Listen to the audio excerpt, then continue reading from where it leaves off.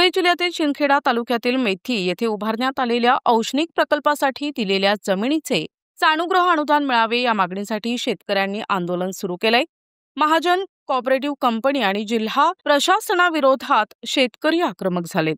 या आंदोलनाचा एक भाग म्हणून शेतकरी ज्ञानेश्वर भुरेसिंग गिरासे यांनी सोलर कंपनीच्या आवारात असलेल्या टॉवरवर चढून अनोखे शोले स्टाईल आंदोलन सुरू केलंय।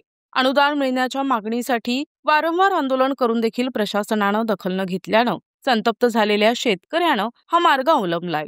प्रशासनानं ठोस आश्वासन देऊन तात्काळ अनुदान देण्याची मागणी शेतकरी ज्ञानेश्वर गिरासे यांनी केली आहे। शासनाने महाजनकुला आताशी धरून जी जमीन घेतलेली ती औष्णिकला परस्पर शेतकऱ्यांना विश्वासात न घेता त्यांनी परस्पर व्यवहार केलेला आहे।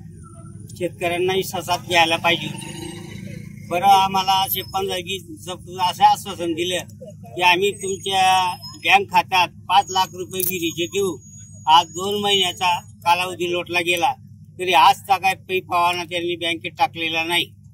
दुसरे असं आश्वासन दिले होते तुम्हाला बागायचे जे भाव आहे ते रीतसर आम्ही भाव देऊ। बागायचे भाव देत नसताना आम्हाला नुसतं दिशाभूल करत आहे। दिशाभूल करून जाती जमातीच्या लोकांना डावलण्याचा प्रयत्न आहे आणि शेती ही प्रशासनाला आताशी धरून पुढाऱ्यांचा डाव खेळत आहे। पुढारी हे डाव खेळत आहे व पालकमंत्री जयकुमार रावल हा पालक असताना त्यांनी जाती जमातीच्या लोकांना विश्वासात न घेता त्याच्या मर्जीप्रमाणे न्याय देत आहे। तरी याची सखोल